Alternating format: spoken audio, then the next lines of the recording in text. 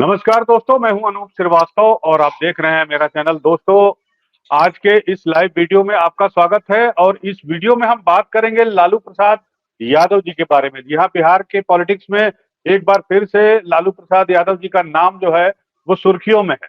दो वजहों से सुर्खियों में है। पहली वजह ये कि उनका जो जन्मदिन 11 जुलाई को था, उस दिन को लेकर एक वीडियो बड़ा सोशल मीडिया पर वायरल हो रहा है, या यूं कहा जाए कि किया जा रहा है। और उनके ऊपर ये आरोप लग रहा है कि उन्होंने बाबा साहब भीमराव अंबेडकर का अपमान किया है, क्योंकि उस वीडियो में जो व्यक्ति बाबा साहब का फोटो लेकर उनके साथ फोटो खिंचा रहा था वो उनके पैर के पास था। तो पहली बात तो यह है, जो पिछले 4-5 दिनों से बिहार की राजनीति में ये गर्मी मचाए हुए है। और दूसरी बात ये जो ताजी खबर आई है वो ये कि 7 जुलाई को जिस दिन आरजेडी का स्थापना दिवस होता है, उस दिन जो है एक बार फिर से लालू प्रसाद यादव जी को पार्टी का यानी आरजेडी का, राष्ट्रीय जनता दल का राष्ट्रीय अध्यक्ष चुना जाएगा। तो इस बारे में बातचीत करने के लिए हमारे साथ मौजूद हैं हमारे मित्र और बड़े ही तेज तर्रार प्रवक्ता आरजू खान साहब। आरजू खान साहब, आपका बहुत बहुत स्वागत है इस जी वीडियो में, नमस्कार। इस लाइव में। हाँ, तो सबसे पहले तो आते हैं पुराने वाले पहले वाले बवाल पर, जो अम्बेडकर जी के चित्र को लेकर हो रहा है। तो इसमें यह कहा जा रहा है कि लालू जी ने जो है वो अपमान किया है बाबा साहब भीमराव अम्बेडकर का, और आपको अनुसूचित जाति आयोग की तरफ से जो उनके उपाध्यक्ष हैं उन्होंने एक नोटिस भी भेजी है जवाब देने के लिए। तो इस पर आरजेडी के लोग या आरजेडी की क्या प्रक्रिया है? आप लोग खुलकर क्यों नहीं बोलते कि हाँ, क्या मामला क्या है? हम लोग एकदम हमेशा से खुल के बोलते हैं। हम लोग हम्म। अंदर बाहर का खेल नहीं खेलते हैं भारतीय जनता पार्टी की तरह। भारतीय जनता पार्टी करती क्या है कि अंबेडकर के साथ खड़ा होना और अंबेडकर के आड़ में खड़ा होकर राजनीति करना दोनों अलग चीजें हैं। भारतीय हम्म। जनता पार्टी जो है अंबेडकर के आड़ में राजनीति कर रही है, जबकि हम्म। हकीकत यही है कि 2014 से जब से भी देश के अंदर आदरणीय नरेंद्र मोदी जी की सरकार आई, भारतीय जनता पार्टी की सरकार आई, मैंने देखा है, आप उत्तर प्रदेश से बिलोंग करते हैं, आज तक मुझे वो उत्तर प्रदेश का चेहरा याद है जहां एक जगह नीले रंग से जो डॉक्टर भीमराव अंबेडकर की जो तैल चित्र जो होता है, जो मूर्ति जो स्टैच्यू जो होती है, उसको कैसे गेरुए रंग में रंग दिया गया। और कितनी 2014 से लेके आज तक अगर सबसे ज्यादा देश में कहीं अगर मूर्तियां टूटी हुई हैं तो भारतीय जनता पार्टी की सरकार में वो टूटी हुई है। आपको भारतीय जनता पार्टी की सरकार में डॉक्टर भीमराव अंबेडकर की मूर्ति टूटी है। लेकिन ये जवाबदेही हमसे चाहते हैं। मैं बार बार कह रहा हूं, आप एक बार फिर से आप उस वीडियो फुटेज को जरूर आप देखिए और ये आभास करिए कि क्या लालू प्रसाद यादव जी को पता था कि वो किस चीज की मूर्ति है, किस चीज का तैल चित्र है। और जहां तक मैं रही कार्यकर्ताओं की बात, अनूप जी, तो मैं आपको साफ तौर पे बता देना चाहता हूं कि कार्यकर्ता बहुत से करोड़ों लोग ऐसे हैं देश में जो डॉक्टर भीमराव अंबेडकर को अपना भगवान मानते हैं। और बहुत से लोग हैं ऐसे देश में, हजारों और करोड़ों की तादाद में, जो आदरणीय लालू प्रसाद यादव जो कि भी अपना भगवान मानते हैं। यहाँ एक ही फ्रेम में उन दोनों भगवानों को सजोने की कोशिश की गई थी और उन दोनों भगवानों को जो है सजोकर फोटो फ्रेम में करने की कोशिश की गई थी। कहीं से भी वो साबित नहीं होता है कि आदरणीय लालू प्रसाद यादव जी ने उस फ्रेम को देखा होगा। अगर उनके तक वो गया ही नहीं, और एंगल होता है हर चीजों का। अगर फोटो फ्रेम में वो चीजें हैं कहीं भी पैर के पास रखी नहीं गई हैं, एक फोटो सेशन करने की कोशिश की गई है और वो फोटो सेशन का जो है राजनीतिक लाभ लेना चाहती है भारतीय जनता पार्टी, जैसे कि आज 20 सालों से ऐसे ही वो करती आ रही है। हमेशा परसेप्शन की राजनीति, गलतफहमी की राजनीति, लोगों के दिल दिमाग में गलतफहमी पैदा करके राजनीतिक रोटियां सेकना चाहती है ये भारतीय जनता पार्टी। सबसे बड़ा सवाल ये है कि बिहार प्रदेश में, मैं पटना की बात करूंगा, पटना में जितने भी मूर्तियां लगी हुई हैं, चाहे वो सावित्रीबाई फुले जी की हो, चाहे अंबेडकर जी की हो, चाहे और भी महापुरुषों की है, उसको किसने लगवाया है? 99% आदरणीय लालू प्रसाद यादव ने लगवाया है। और उस लगवाने वाले, उस आदरणीय नेता आदरणीय लालू प्रसाद यादव को यह कहना राजनीतिक लाभ लेने के लिए कि वो अंबेडकर विरोधी है, वो भारतीय जनता पार्टी है जिसके डीएनए में ही दोष है। वो भारतीय जनता पार्टी जो कहती है, गांधी को मानती है, गांधी के पैरों में पुष्प अर्जित करती है। और अगर जब जब भी गोडसे की जब जन्म तिथि आती है तो गोली भी मारती है गांधी को। वो हमसे सवाल करना चाहते हैं, वो हमसे सवाल कर रहे हैं। इसीलिए मैं कहता हूं कि गांधी के साथ खड़ा रहना, अंबेडकर के साथ खड़ा रहना और उसके आड़ में राजनीति करना अगर कोई सीखे तो वो भारतीय जनता पार्टी से सीखे। अभी कुछ दिन पहले ही आपने देखा किस तरीके से देश के गृह मंत्री कह रहे थे अंबेडकर अंबेडकर अंबेडकर, किस तरीके से अपमान किया। और मैं तो कह रहा हूं देश में 2014 के बाद देश में जितनी मूर्तियां डॉक्टर भीमराव अंबेडकर की टूटी वो भारतीय जनता पार्टी की सरकार में टूटी। इसका कोई जवाब देगा? वो बताएंगे गोडसे के मानने वालों का महिमा मंडन क्यों करते हैं, और एक तरफ ये कौन सा चाल चरित्र और चेहरा दिखाते हैं कि वो गांधी का भी महिमा मंडन करते हैं और उनके चरणों में पुष्प अर्पित करते हैं आदरणीय महात्मा गांधी जी के। और ये हमसे सवाल पूछते हैं। ये बेशर्म सियासत करना छोड़े। देश की जनता, बिहार की 14 करोड़ आवाम जानती है गरीबों के लाल, अब गरीब वंचित शोषितों के पुरोधा है आदरणीय लालू प्रसाद यादव जी। और प्रदेश में जितनी भी मूर्तियां लगी हैं, चाहे वो सावित्रीबाई फुले की लगी हो, चाहे फिर वो अंबेडकर जी की लगी हो, महात्मा गांधी जी की लगी हो, 99% उन्हीं को लगाने का काम है। इतनी श्रद्धा है उनके अंदर और इन महापुरुषों के लिए इतनी इज्जत है जो कि भारतीय जनता पार्टी इसको पचा नहीं पाती है। होता क्या है ना अनूप जी, कि देखिए होता क्या है कि एक इतिहास समाजवादियों का लंबा सा है, देश में एक लकीर लंबी सी खींच दी गई है। भारतीय जनता पार्टी अब उसको दो काम करना है, या तो उससे बड़ी लकीर खींचे, लेकिन वो कर नहीं पाती है। तो वो करना क्या चाहती है? वो इतिहास को मिटाना चाहती है। इसीलिए मैं कहता हूं कि अंबेडकर के साथ खड़ा रहना और उसके आड़ में खड़ा रहो कि राजनीति करना कोई भारतीय जनता पार्टी से सीखे। तो सर वापस उस तस्वीर पे आते हैं जिसके बारे में आप कह रहे हैं। उसमें दो बातें हैं कि अमूमन लालू जी किडनी पेशेंट हैं और किडनी पेशेंट के पास भीड़ जो है ज्यादा नहीं आनी चाहिए, बावजूद इसके वो उस दिन लोगों से मिल रहे थे। पहली बात ये थी। और दूसरी बात कि वो मुझे लगता है कि कंट्रोवर्सी इस बात पर हो रही है कि जो कुर्सी पे उन्होंने पैर रखा हुआ था और उसी कुर्सी पे उस तस्वीर को रख के वो फ्रेम बनी, फोटो बनी है। तो इसको लेकर क्या कहना है? अनुप जी, यही यही सवाल है कि एक दलित पिछड़ा वंचित का बच्चा कैसे कुर्सी पे दोनों पैर उठा के बैठ सकता है। ये सामंतवादी विचारधारा, ये मनुवादी विचारधारा वाले लोग, यही उनकी बातों को खटकता है। इसीलिए वो बेबस है, लाचार है और परेशान है इन्हीं बातों से कि एक दलित पिछड़े का बेटा कैसे पैर कुर्सी पे पैर रख सकता है। पहले क्या होता था? ये मनुवादियों का पैर छूना पड़ता था, सामंतवादियों का पैर छूना पड़ता था, महिमा मंडन करना पड़ता था। अब वो चीजें खलती हैं। परेशानी की बात यही है इन मनुवादियों के दिमाग में कि एक दलित का बेटा, एक वंचित और पिछड़े का बेटा कैसे गरीबों का मसीहा बन गया। परेशानी यही है। और इसी वजह से भारतीय जनता पार्टी जो है बिहार में, जो पिछले 20 सालों से जनता दल यूनाइटेड का जो बोझा झोला ढोने पे आतुर है, यही बात उसको नहीं खलती है कि ऐसी क्या परेशानी है, क्या वजह है बिहार प्रदेश में कि हम नंबर 1 की पार्टी नहीं हो पाते हैं, हमारा मुख्यमंत्री नहीं हो पाता है। जबकि बार बार ये देखे हैं अनुप श्रीवास्तव जी आपने कि उनके जो बड़े बड़े नेता है वो कहते हैं कि एक ही दिन के लिए सही, किसका किसका सपना था, अब वो सपना पूरा हो जाएगा जब भारतीय जनता पार्टी का मुख्यमंत्री होगा।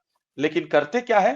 परेशानी इसी बात से है, इस मनुवादी विचारधारा से है, सामंतवादी विचारधारा से है कि आज तक ये यही चाहते हैं कि कोई भी गरीब वंचित दलित पिछड़े का बच्चा घोड़ी पे चढ़ के शादी न कर पाए, आज भी उनके कुएं से वो पानी न भर पाए। आज भी जैसे जीतन राम मांझी इस प्रदेश के पूर्व मुख्यमंत्री थे, मधुबनी में वो मंदिर में जाते हैं, मंदिर से जब बाहर निकलते हैं तो उस मंदिर को धोना पड़ता है। इस देश के राष्ट्रपति रामनाथ कोविंद जी मंदिर में जाने की कोशिश करते हैं तो उनको मनाही होनी जाती है। यही है सच्चाई और इसी सच्चाई से इनको डर लगता है कि एक दलित पिछड़े का बच्चा कैसे पैर पे पैर चढ़ा के खड़ा रह सकता है। यही परेशानी की वजह है। जी, जी। और मुझे लगता है कि इसका जो है फ़ायदा उठाने में विपक्ष जो है जुटा हुआ है कि किस तरह से जो है इस मुद्दे का फ़ायदा उठाया जाए, क्योंकि वो सवाल कितनी दलित भी वोटों का भी कोशिश, है। अनुप जी, वो कितनी भी कोशिश कर ले, सबको पता है दलित वोट की ये बात जरूर करते हैं, दलितों की बात करते हैं, लेकिन उनके साथ मिला क्या? आप उत्तर प्रदेश से बिलोंग करते हैं, आप बताइए शिक्षक बहाली हुई है वहां पे, लेकिन शिक्षकों को जो रिजर्वेशन का जो फायदा था उसमें साफ तौर पे लिख दिया गया कि इसमें जो है रिजर्वेशन अलाउड नहीं है। तो ये कौन से दलित और पिछड़े की हित ऐसी हैं? जहां उत्तर प्रदेश में शिक्षक की बहाली निकलती है विदाउट रिजर्वेशन निकलता है, आपने तो हक मराई कर ली। बिहार प्रदेश में पूरे देश में एग्रीकल्चर रिक्वायरमेंट बोर्ड का निकलता है, बहाली निकलती है और उसमें साफ तौर पे लिख दिया जाता है रिजर्वेशन इज नॉट अलाउड, तो आप कहां से हैं हितैषी दलित वंचित पिछड़ों के? फिर से मैं वही बात कहूंगा, दलितों की बात करना और दलितों के साथ खड़ा रहना दोनों अलग चीजें हैं, जो भारतीय जनता पार्टी बार बार करके दिखाना चाहती है। एक ध्रुवीकरण की राजनीति करना चाहती है, लेकिन उनको मंदिर में प्रवेश करने की भी आजादी नहीं देती है। ये 21वीं शताब्दी का भारत है और यहां प्रदेश के मुख्यमंत्री और देश के राष्ट्रपति आज भी मंदिर में जाने से उनको मनाही है, और अगर मंदिर में चले जाते हैं तो मंदिर को धोना पड़ता है। ये सच्चाई है इस देश की, और उस सच्चाई को ये पचा नहीं पाते हैं। और इसीलिए सबसे अगर इसमें मजबूत कोई सामाजिक अगर कोई पुरोधा है, समाज को जोड़ने का कोई काम करता है, किसी ने अगर गरीब पिछड़े दलितों को आवाज दिया, तो उस व्यक्ति का नाम है आदरणीय लालू प्रसाद यादव जी। वो चीजें इनसे नहीं पचती हैं, चलिए ये नहीं लालू कर प्रसाद पाते यादव जी हैं। की बात करते हैं जी। मैं आपकी बात समझ गया। आपने लालू प्रसाद जी की बात कही और दलितों के पुरोधा की बात कही, पिछड़ों के पुरोधा की बात कही। तो अब आपका जो है स्थापना दिवस आ रहा है 7 जुलाई को। तो 7 जुलाई को ऐसी चर्चा आ रही है पटना से कि एक बार फिर से लालू प्रसाद जी को राष्ट्रीय अध्यक्ष चुना जाएगा। तो मेरा सवाल ये है कि लालू प्रसाद यादव जी की तबीयत चूंकि ठीक नहीं है, उनका किडनी ट्रांसप्लांट हुआ है, सभी जानते हैं, और भीड़ भाड़ से और इन्फेक्शन से उनको बचाना बहुत जरूरी है। तो ऐसे में आप कोई दूसरा कार्यवाहक अध्यक्ष या तेजस्वी को आरजेडी का पूर्णकालिक अध्यक्ष क्यों नहीं चुनते हैं, या किसी और को ये जिम्मेदारी क्यों नहीं दे रहे हैं? क्या वजह है? देखिए, जिस अवस्था में है किडनी ट्रांसप्लांट के बाद भी आदरणीय लालू प्रसाद यादव जी के अंदर जो किडनी ट्रांसप्लांट हुआ, उसके बाद भी जो उनकी मौजूदगी है, अभी देखिए परसों हमारा जो है चुनाव हुआ था प्रदेश के अध्यक्ष का, लेकिन वहां भी वो पहुंच गए। तो वो खुद कोशिश करते हैं कि ज्यादा से ज्यादा हम जनता के समक्ष पहुंचने की कोशिश करें, और लगभग कर भी लेते हैं। तो ये शीर्ष नेतृत्व का काम है, आने वाले वक्त में क्या होने वाला है, क्या नहीं होने वाला है। लेकिन इतना मैं जरूर कहूंगा कि हमारे जो है राष्ट्रीय जनता दल के संस्थापक हैं, और जो है हमारे गरीब पिछड़ों दलित अकलियतों के वो पुरोधा है, इसलिए उनका रहना बहुत जरूरी है। तो सर, मुझे जहां तक तारीख याद है 5 जुलाई 1997 था ये। तो तकरीबन अब धीरे धीरे 30 साल हो जाएंगे। तो इन बीते जी 28 सालों में आप आरजेडी को कहाँ देखते हैं, अगर एक आरजेडी देखिए, कार्यकर्ता से मैं सवाल करता हूं तो?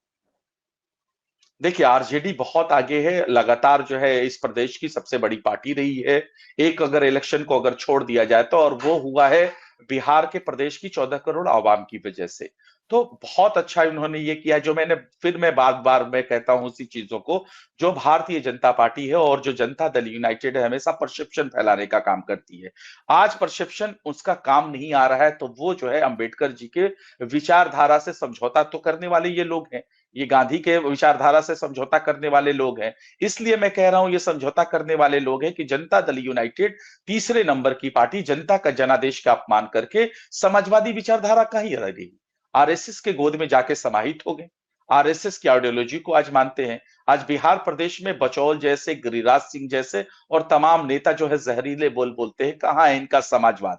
तो इसलिए मैं कहता हूं कि कभी भी कम्युनल शक्तियों से राष्ट्रीय जनता दल ने समझौता नहीं किया, नहीं तो आज इनकी जगह भी नहीं होती जनता दल यूनाइटेड की। और बिहार की जनता जो है इसीलिए हमको सर्वोपरि मानती है, और हमको आने वाले 2025 में पूरा यकीन है कि 2025 में जो एनडीए समर्थित सरकार है उसको कचड़े के डब्बे में उठा के फेंक देगी।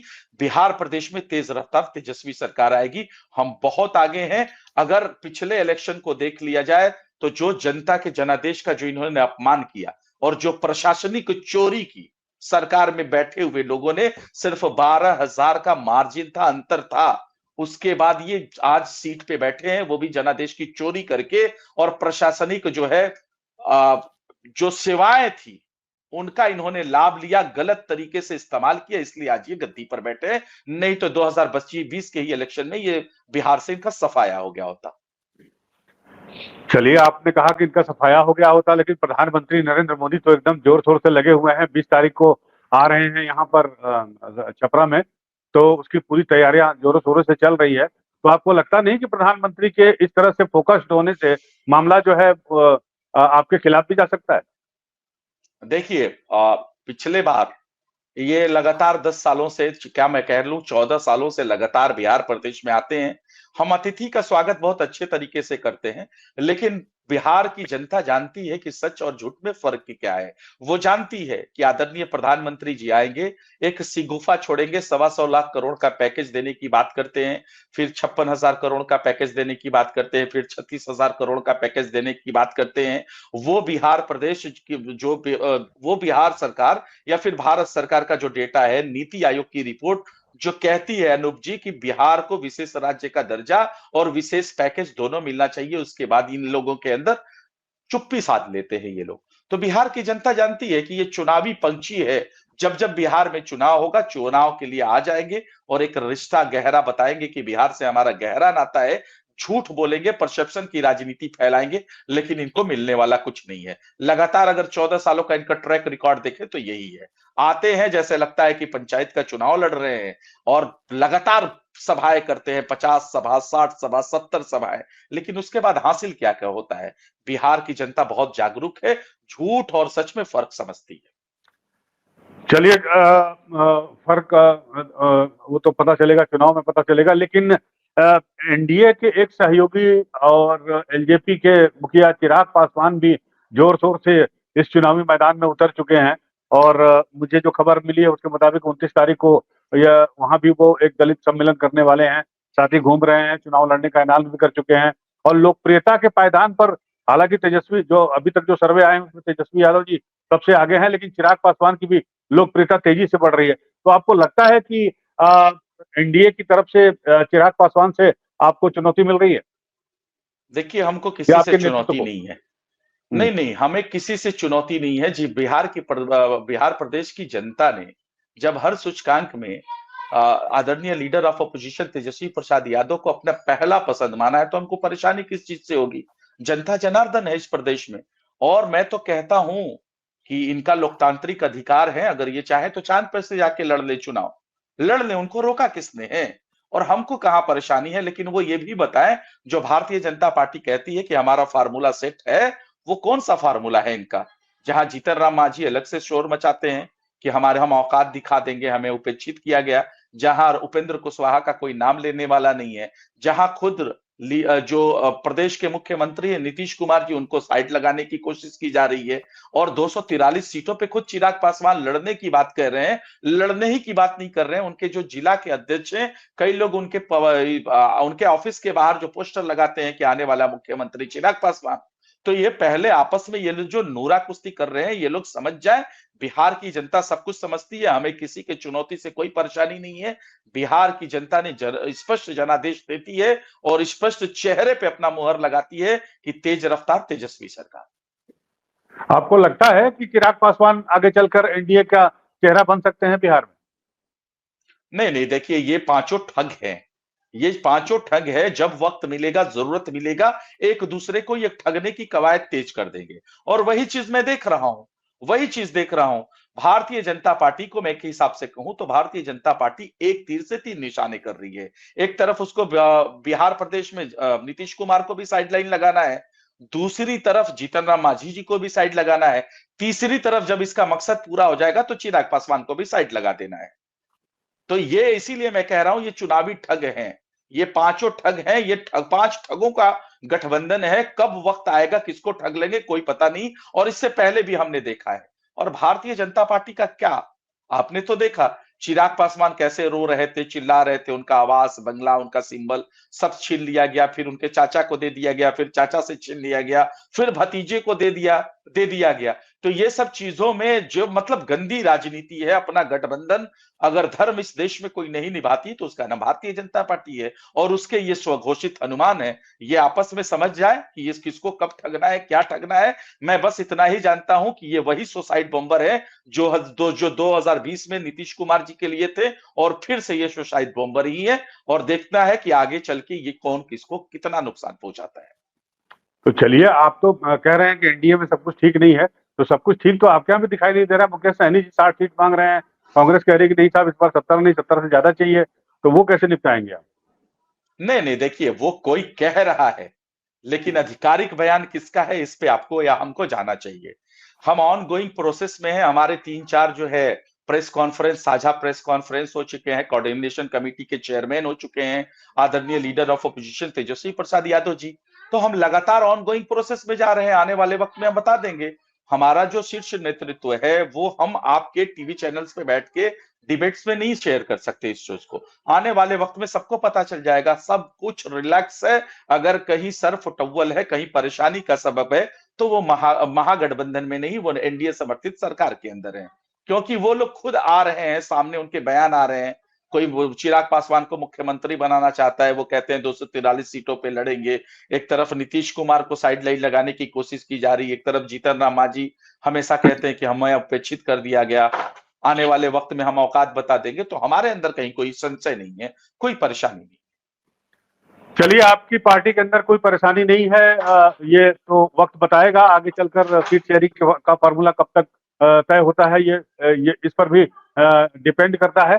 लेकिन अर्जुन साहब, आपने बात की और आपने अपना पक्ष रखा, खासकर लालू प्रसाद यादव जी के बारे में जिस तरह से कहा जा रहा है, उनके ऊपर जो आरोप लग रहा है, उसका आपने बहुत सही तरीके से जवाब दिया। आप आए हमारे शो में, आपका बहुत बहुत शुक्रिया। Thank you. और आप हमसे जुड़े रहने के लिए सब्सक्राइब करें YouTube पर, फॉलो करें Twitter पर और लाइक करें Facebook पर। और ज्यादा जानकारी के लिए आपको टाइप करना होगा सिर्फ न्यूज नशा।